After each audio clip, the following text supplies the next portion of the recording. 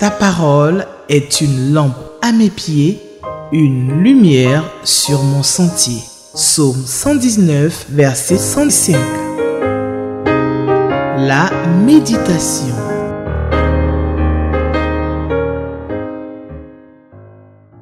Pour ce samedi 2 août 2025, la Ligue pour la lecture de la Bible nous propose comme passage biblique Juges chapitre 21, du verset 1 jusqu'au verset 25.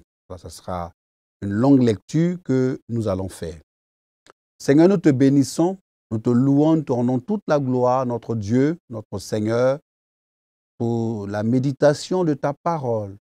Nous avons besoin de toi, Jésus, pour nous aider, pour nous éclairer, pour nous enseigner ta parole.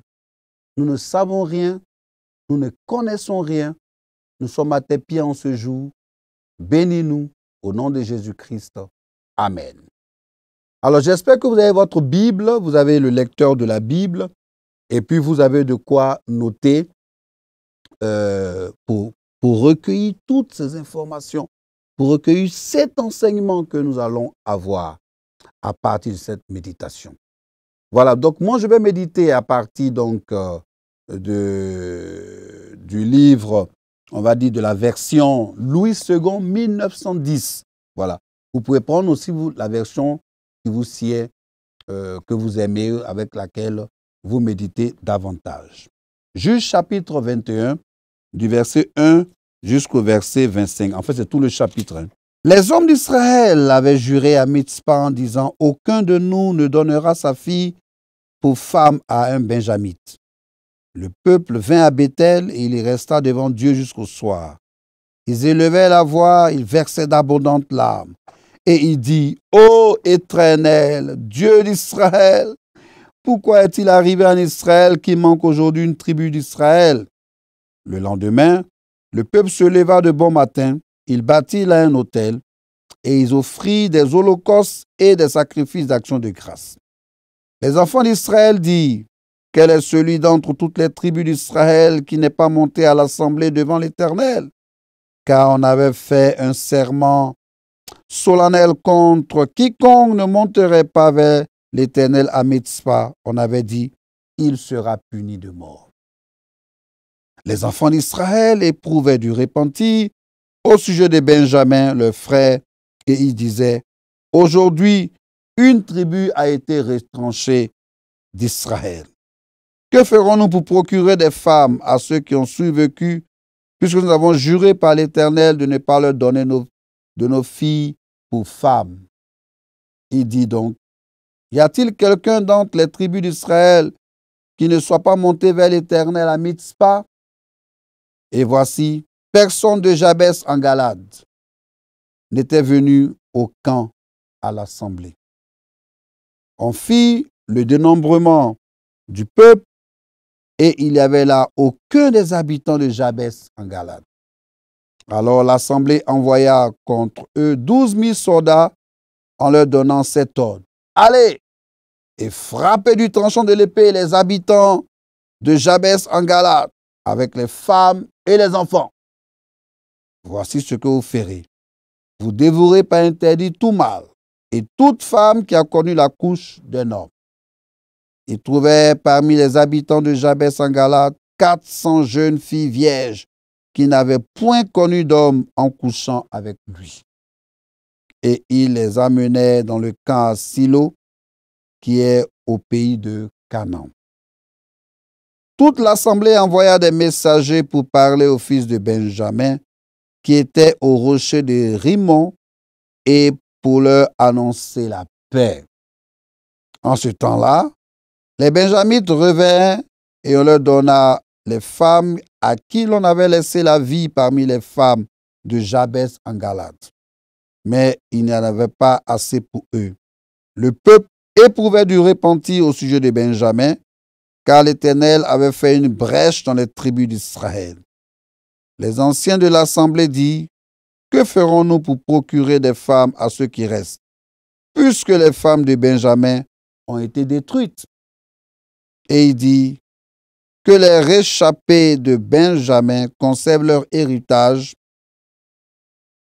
afin qu'une tribu ne soit pas effacée d'Israël.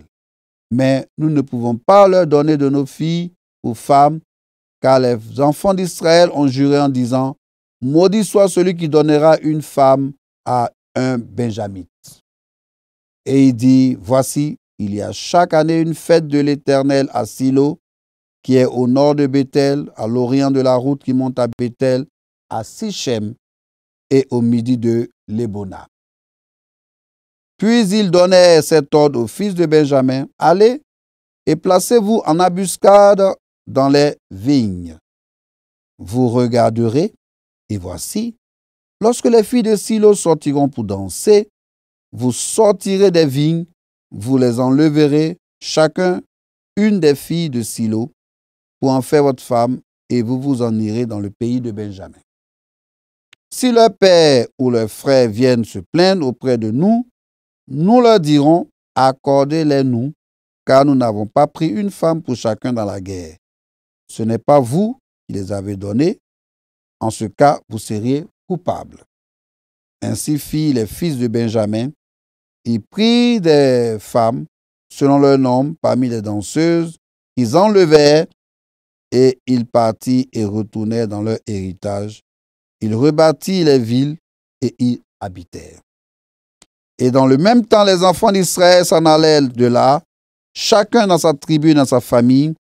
Ils retournèrent chacun dans son héritage. En ce temps-là, il n'y avait point de roi en Israël. Chacun faisait ce qui lui semblait bon. Voilà. Donc, chacun faisait ce qui lui semblait bon. C'est le dernier verset. Alors, les questions qui vont nous accompagner dans cette méditation, question numéro 3 et question numéro 7 du lecteur. Voilà, question numéro 3 et question numéro 7 du lecteur. Nous pouvons donner comme titre à cette méditation Chemin vers la réconciliation. Le chapitre 21 du livre des Juges décrit la situation désespérée dans laquelle se trouve la tribu de Benjamin après la guerre civile. Voilà. Les autres tribus d'Israël avaient fait le vœu de ne pas donner leurs filles en mariage aux Benjamites, cherchant des solutions pour préserver la tribu de Benjamin de l'extinction. Le chapitre se termine par un constat amer. En ces jours-là, il n'y avait point de roi en Israël, car chacun faisait ce qui lui semblait bon, soulignant l'anarchie et le chaos moral de l'époque. Si nous voulons aller par analyse, donc verset par verset, du verset 1 au verset 4, les Israélites se lamentent à Mitzpah devant Dieu de leur vœu de ne pas donner leur fille en mariage aux Benjamites. Ils craignent pour la survie de la tribu de Benjamin. Du verset 5 jusqu'au verset 7, le peuple se rend compte de l'ampleur de leur folie et réalise que la tribu de Benjamin est menacée d'extinction. C'est-à-dire, ils vont disparaître. Voilà, c'est ça qu'il faut comprendre facilement, c'est qu'ils vont disparaître. Ils cherchent une solution pour éviter que cette tribu ne disparaisse. Du verset 8 jusqu'au verset 12, les Israélites découvrent qu'il n'y avait pas eu de rassemblement à Mitzpah pour la fête annuelle. Donc, ils se disent, tiens, voici une bonne idée et une bonne occasion. Ils décident alors de tuer tous les hommes et toutes les femmes de Jabès-Gilead, sauf les jeunes vierges qu'ils offrent en mariage aux Benjamites. Du verset 13 jusqu'au verset 14, ils envoient des hommes à Jabès-Gilead pour tuer tous les habitants, à l'exception de 400 jeunes vierges. Du verset 15 jusqu'au verset 14, les Benjamites, restés sans femme, reçoivent les 400 jeunes vierges, filles vierges, j'allais dire, de Jabès-Gilead. Cependant, cela ne suffit pas.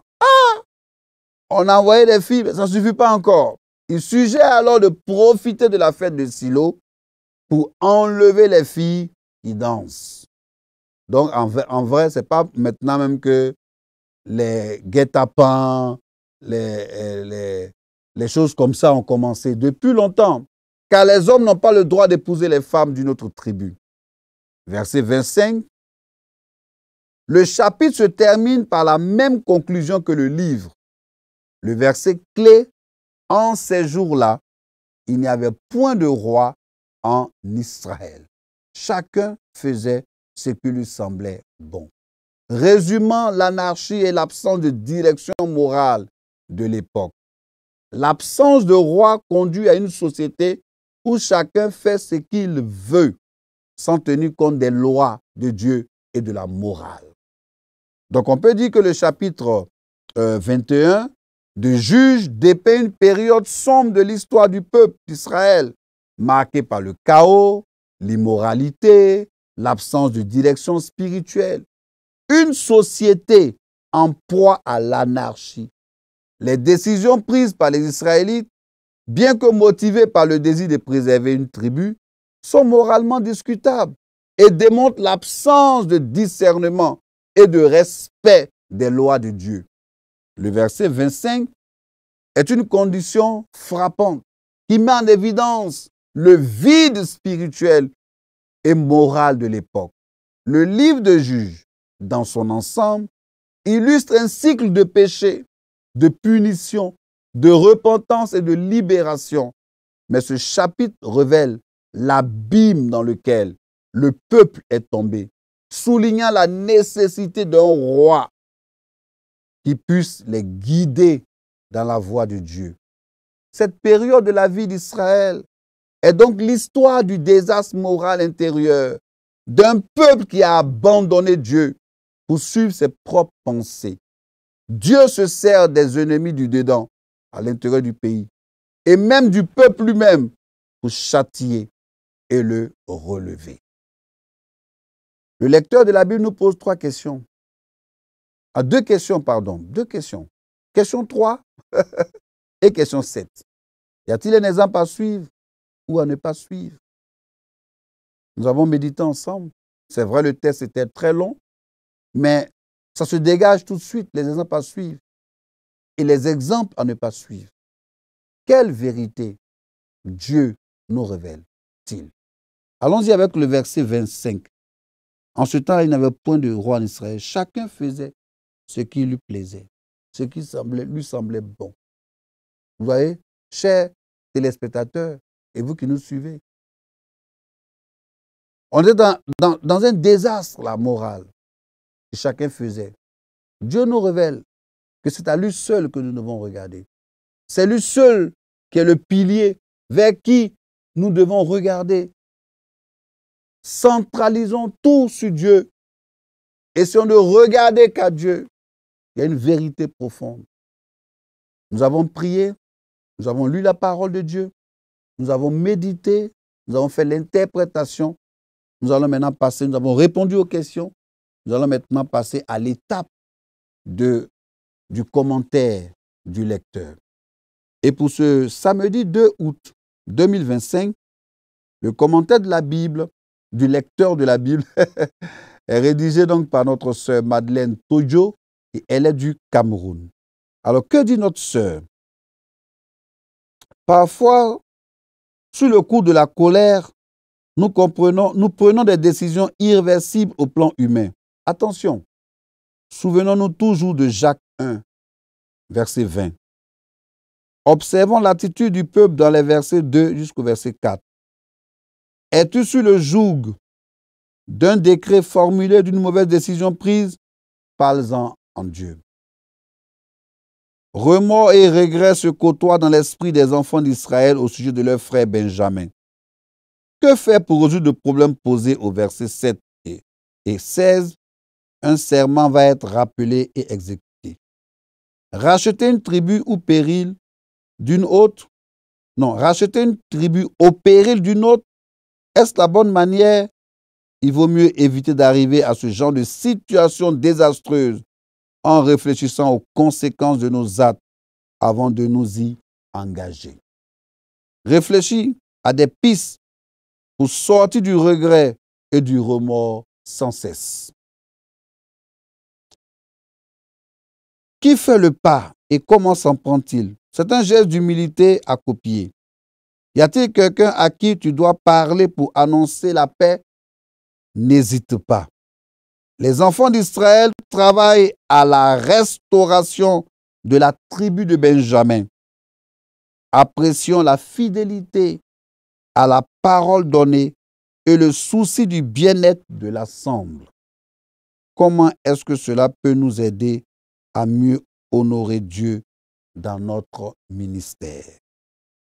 Alors, notre sœur Madeleine Tojo nous demande de méditer. Recherchez la paix avec tous. Tiré de Hébreux 12, verset 14. Recherchez la paix avec tous. Et la paix, nous en avons besoin dans notre pays, la Côte d'Ivoire. Nous avons besoin de paix. Nous avons besoin de tranquillité. Nous avons besoin que le prince de paix, Jésus-Christ, le prince de paix, installe la paix dans notre pays. Nous le disons depuis le début de l'année 2025. Nous sommes dans une année électorale. Et j'ai envie de dire, malheureusement, les années électorales, surtout en Afrique, sont des années de stress, de difficultés. Tout le monde a peur. Nous avons Jésus, le prince de paix, qui nous aide à prier, à maintenir la paix dans notre nation. Alors, que le nom du Seigneur soit béni. Merci notre sœur, merci à notre sœur Madeleine Tojo. Voilà, merci chère sœur, que Dieu te bénisse. Et je profite pour saluer tous les ligueurs et toutes les ligueuses du Cameroun et des pays environnants aussi, hein, Gabon, Cameroun, Gabon, République centrafricaine, et puis j'ai oublié encore, voilà, enfin l'Afrique centrale là-bas. Seigneur, que ton nom soit béni pour ta parole. Nous avons besoin de toi. Nous avons besoin de toi pour la paix. Nous avons besoin de toi pour que la paix s'installe dans le monde. Et pour cela, nous te prions pour toutes ces contrées, ces pays, ces continents en proie à la guerre, au désastre. Seigneur, merci pour ta parole que nous avons lue. Tu nous as donné un enseignement ce jour et nous voulons mettre ta parole en pratique. Que ton nom soit béni, que ton nom soit glorifié, que ton nom soit célébré au nom de Jésus-Christ. Merci Père, merci au nom de Jésus-Christ. Amen. Voilà, chers téléspectateurs d'Espérance TV, vous le savez, depuis le mois dernier, nous sommes maintenant sur le canal 320. Voilà, sur le bouquet, c'est 320. Maintenant, vous allez trouver Espérance TV pour le salut du monde. Et pour ce samedi 2 août, nous avons médité, ou bien nous méditons, nous méditons Juge chapitre 21, du verset 1 jusqu'au verset 25. Nous répondons donc aux questions numéro 3 et à la question numéro 7. Voilà, je voudrais saluer tous les ligueurs donc, du Cameroun. Que Dieu bénisse la Côte d'Ivoire. Paix en Israël. Paix dans tout le monde. Et surtout, paix en Côte d'Ivoire. Shalom. Ta parole est une lampe à mes pieds, une lumière sur mon sentier. Psaume 119, verset 105. La méditation.